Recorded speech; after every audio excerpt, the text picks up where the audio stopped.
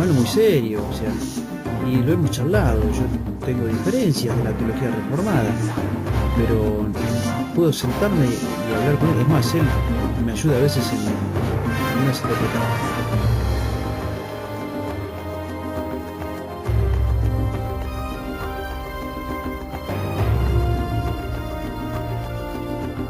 No es tan evidente, que no son la tela de afuera, sino que están la tela más profunda de esas sociedades, de esas ciudades, decir dónde.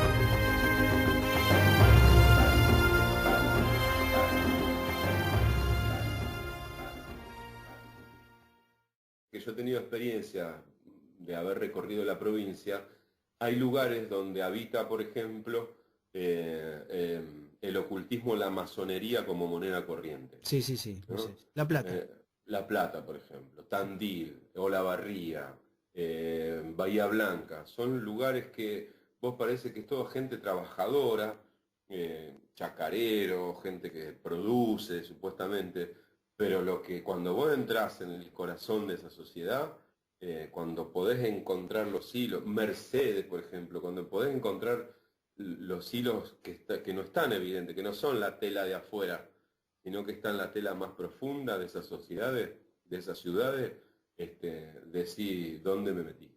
Claro. Dónde me metí porque ahí ves, ves por qué pasa lo que pasa en ese tipo de lugares. Mm. Como el otro día hablábamos con un amigo, por ejemplo, de Lobería. En Lobería, en menos de un año, por ejemplo, hubo 6 muertes, 6, 7 muertes, este, por problemas o de adicciones o de relaciones o de vincularidad, digamos. Mm. Es simplemente la punta del iceberg de un pueblo pequeño, así como Belgrano, que tiene una olla a presión de que si hubo 6 muertes en menos de un año, va a ir increciendo. Y así un montón de lugares que yo conozco. En la provincia de Claro. Buenos Aires, por lo menos. Digo, Y yo en realidad te digo sinceramente, eh, yo tengo un amigo, también participante de la teología reformada, mm, eh, un hermano mm, bastante interesante en su trabajo, porque un hermano muy serio, o sea, y lo hemos charlado. Yo tengo diferencias de la teología reformada, pero puedo sentarme y hablar con él. Es más, él me ayuda a veces en algunas interpretaciones. claro. Entonces, a veces charlamos sobre ciertas cosas y lo hemos hablado. Si yo le he dicho, mira, pero priorizamos la relación y la comunión. Claro, tal cual, Incluso él mismo, yo lo he invitado a la iglesia, le he estado. claro.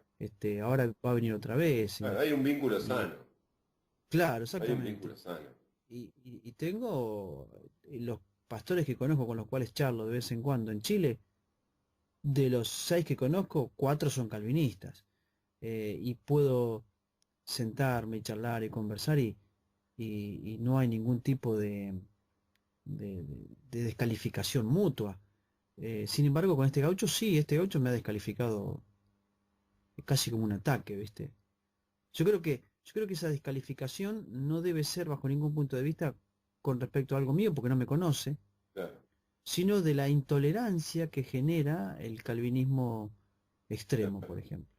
Sí, el estar Eh, embebido de estar embebido de una postura que lo va ensimismando, lo va cerrando y le impide dialogar con claro, cualquier otra forma de claro, pensamiento. exactamente, sí. Y es eso. Entonces ese por ahí es el problema que surgió, que surge y que bueno, que quedamos en charlar la semana que viene, pero ya, viste, yo me parece que ya, Sí, viste, porque uno, ya medio... yo no sé, yo bueno, con eso también, con los intolerantes me he vuelto intolerante directamente. Exactamente, yo también, sí, Es yo también, decir, sí. un tipo que no tolera que yo piense distinto y no se sienta a hablar conmigo, así me tengo que hacer una crítica respecto a cualquier cuestión, no te trato mal, no te trato mal.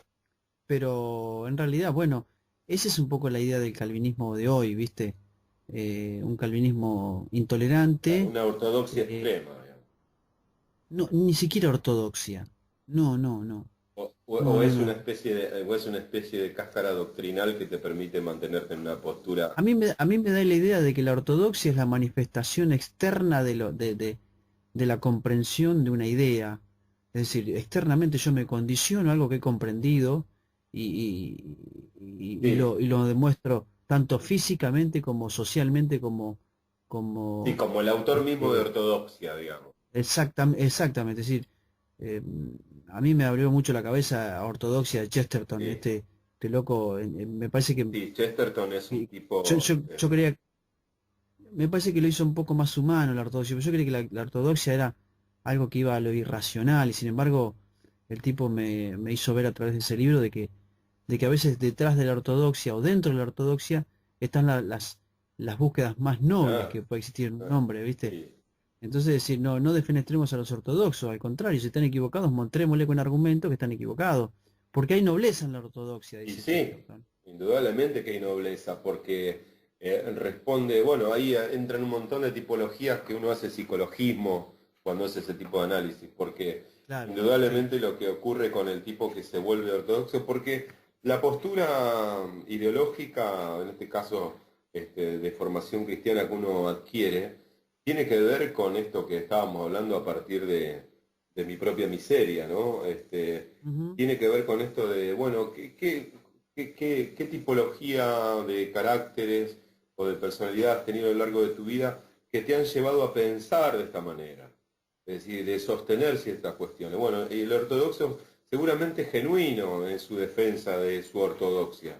Y es el resultado de una búsqueda no solamente ni de la verdad, el mejor estilo de filosofía griega, sino también de encontrarse con elementos que le permitan sostener y manejar de mejor manera sus propios temores y sus propias falencias.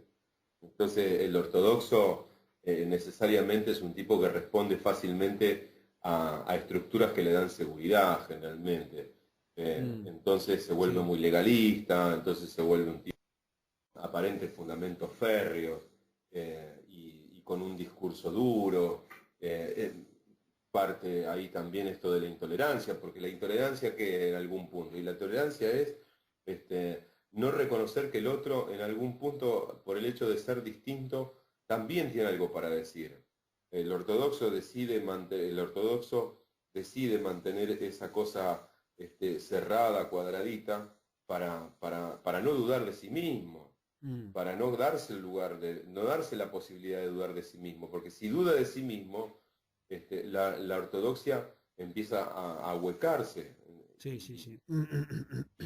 y se niega a la apertura mental. Entonces, responde también a una tipología de personalidades y de cuestiones psicológicas que hacen Total. que haya tipos así, ¿no? Yo creo que lo loable de la ortodoxia, es el hecho del conservadurismo por un lado y de la preservación por otro lado. Es decir, el conservadurismo que permite conservar acciones, actitudes, conceptos, ideas, Claro, ese tipo de cosas, a pesar del tiempo. Eh, el conservadurismo por un lado, pero también la perseverancia, es decir, y lo cual me parece mucho más loable, porque han logrado transmitir a través de las generaciones ese conservadurismo. Eh, yo no recuerdo qué autor había leído, de que, por ejemplo, gran parte de la ortodoxia o gran parte de una estructura doctrinal X se pierde en la transmisión. Es decir, por ejemplo, claro. como que va perdiendo ciertos gajos o ciertos lineamientos eh, eh, a través de generación en generación, ¿no? Mm, Eh, hasta que después se diluye en la historia. Sin embargo, la ortodoxia es lo que ha logrado transmitir de generación en generación ese conservadurismo, claro, eh, lo cual sí, hace, sí, lo cual hace de esa perseverancia algo loable, ¿no? Eh, totalmente. pero bueno, tal es así que, por ejemplo, fíjate vos qué contraste, ¿no? La iglesia ortodoxa rusa y la iglesia ortodoxa griega Sí, siguen preservando una cierta cantidad de cosas que la iglesia católica romana perdió. totalmente. Eh, Y eso me parece muy Y loable. valores incluso, ¿no? Claro, El totalmente, sí. catolicismo pierde. Sí, totalmente. Me parece Eh, loable. Una de las cosas que dice Feynman cuando hace el análisis sobre los escritos sagrados, que lo titula en los especiales de filosofía aquí ahora, eh, con respecto a esto de la ortodoxia o del sostener o del transformarse en un conservador de las bases o de los fundamentos de una sociedad, de un sistema, el tipo decía, indudablemente una de las razones por las cuales no hay comprensión entre el cristianismo y el Islam es precisamente porque uno se ha diversificado y ha evolucionado acorde a la historia, salvo salvo determinadas líneas, pero el resto ha evolucionado y se ha ajustado al cambio de los tiempos, y el Islam no, el Islam se ha mantenido con eh, con sus bases fundamentalistas y se ha negado a seguir el ritmo de la historia. Entonces, es lógico que haya una incomprensión entre una cultura y una creencia con la otra, porque hay una que fue adaptándose y la otra se negó siempre a adaptarse. Mm, Esto con respecto al tema de esto que estamos hablando, ¿no? Es decir, la ortodoxia generalmente tiende a esto que vos decís, es guardar y conservar.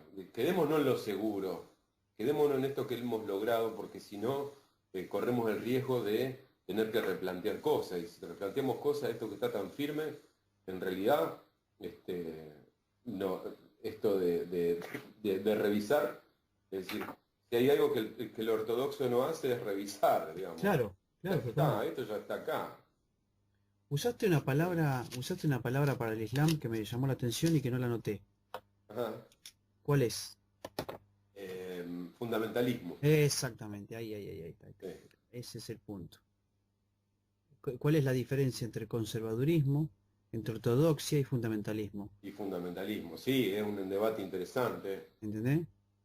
tal cual. Me parece a mí que es un